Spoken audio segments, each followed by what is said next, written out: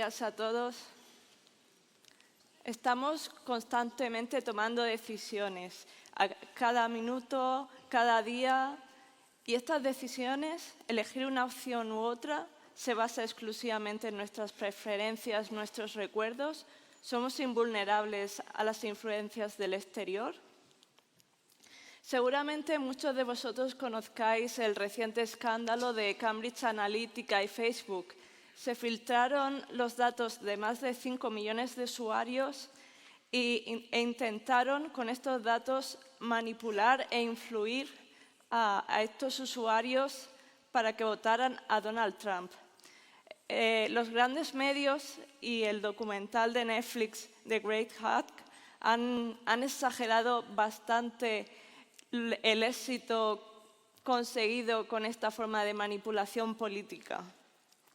En realidad, diferentes estudios muestran que es muy complicado, a través de campañas de publicidad, manipular el voto de una población, que el efecto es prácticamente nulo. Solo hay casos muy reducidos en los que es posible, con un candidato político muy impopular, que centre su campaña en cierta población objetivo, solo en esos casos es realmente posible incrementar el número de votantes.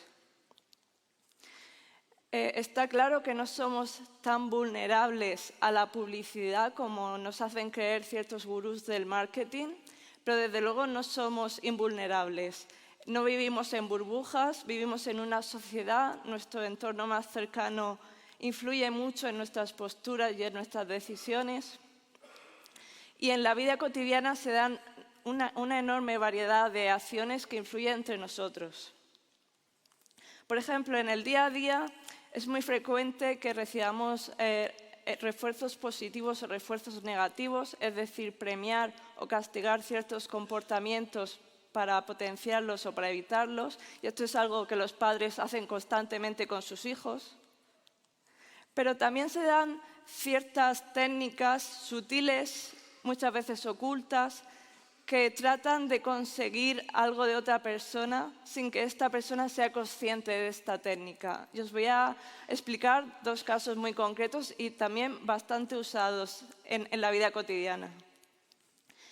¿Cómo incrementar las probabilidades de que alguien haga algo por nosotros? Pues una técnica muy popular es la técnica del pie en la puerta. ¿En qué consiste? Básicamente consiste en pedir una tarea muy sencilla, sin ningún compromiso, para que cuando la persona acceda a esa petición, nosotros a continuación pidamos una de mayor importancia, que es la que realmente estábamos interesados en conseguir de esa otra persona. En este cómic podéis ver un ejemplo de libro de esta técnica del pie en la puerta. Hay multitud de estudios de psicología que han comprobado su efectividad. Se da tanto en el mundo real como online, quiero decir, también sirve esta técnica aunque no veas físicamente a la persona. Y funciona porque se crea un vínculo inicial y además hay un incremento progresivo del compromiso.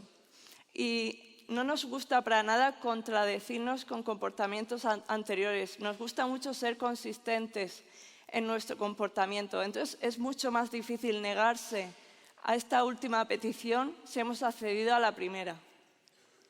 Y esta técnica se usa mucho para incrementar ventas, para aumentar donaciones a ONGs y también para incrementar la participación en encuestas. Otra técnica también bastante usada es la técnica del miedo-alivio, más conocida como la técnica del poli bueno y el poli malo, y básicamente consiste en aplicar un estímulo que provoca ansiedad o miedo a la persona y a continuación retirar este estímulo que provoca esa sensación tan desagradable. Cuando ocurre eso, quedamos en un estado mental bastante vulnerable en el que somos más abiertos a ceder a las peticiones de los demás. En otras palabras, es como una montaña rusa de emociones en el que nos volvemos vulnerables y estamos más abiertos a peticiones de cualquier tipo. Además de estas técnicas para manipular o intentar conseguir ciertas acciones de otras personas, también es posible manipular las memorias. De hecho, es bastante fácil implantar recuerdos falsos entre las personas. Diferentes estudios de psicología han conseguido tasas de éxito entre el 25 y el 50% de éxito entre participantes para implantar recuerdos falsos. ¿Y qué tipo de recuerdos? Pues desde que los participantes creyeran que habían pasado la noche en el hospital, como estar perdidos en un centro comercial de niños, o incluso creer que habían padecido una posesión demoníaca. Es decir, nunca habían experimentado realmente estos recuerdos, pero los psicólogos fueron capaces de implantar mediante diferentes técnicas estos sucesos que jamás habían ocurrido. Entre mis estudios de psicología preferidos, probablemente el más llamativo es el que elaboraron Elizabeth Loftus y su equipo. Básicamente consiguieron que 1/3 de los participantes de su estudio creyeran que se habían encontrado con Bugs Bunny en Disneyland. Eso era literalmente imposible porque Bugs Bunny es de Warner y nunca lo vais a ver en Disney. Consiguieron este efecto mediante la manipulación de la publicidad de un folleto de Disney en el que ponían al conejo rodeado de niños y narraban una experiencia falsa de visitar Disneyland y visitar también, encontrarse con este conejo. ¿Y cómo es posible que sea tan relativamente sencillo manipular la memoria? Porque en realidad nuestra memoria no se parece nada a una fotografía estática. Es más como un lienzo que está en constante fase de boceto y sin que seamos conscientes le vamos dando pinceladas. Y de hecho, cuando tratamos de evocar recuerdos del pasado, cuanto más lo hagamos, más probable es que modifiquemos estos recuerdos inconscientemente. Pero no solo es posible falsear la memoria o intentar manipular las acciones de los demás, también es posible alterar los sentimientos de las personas y en este caso para el bien, porque diferentes investigaciones médicas están tratando de aumentar el estado de ánimo a largo plazo para tratar enfermedades como la depresión grave. ¿Y cómo podemos hacer esto? Pues una técnica bastante novedosa y también experimental es la estimulación cerebral profunda. Muy resumido, es como un marcapasos aplicado al cerebro.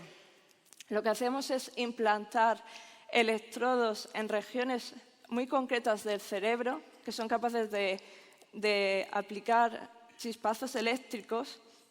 Estos electrodos van conectados mediante cables a un dispositivo con batería en el que va definida una configuración específica para definir tanto la intensidad como la frecuencia de la estimulación. Con esta técnica hemos sabido recientemente por un estudio que la mitad de las personas con depresión grave que no respondían al tratamiento convencional y algunas de ellas sufrieron esta depresión durante décadas, eran capaces de mejorar tanto en su estado de ánimo que clínicamente ya no se consideraba que tuvieran depresión. De hecho, este tratamiento se ha visto que podría también ser útil para otros trastornos del estado de ánimo como son la ansiedad o el estrés postraumático. Así que nada, ahora que sabéis un poco mejor cómo manipular, no lo hagáis. Esto es para que os defendáis y no seáis malos. Y nada.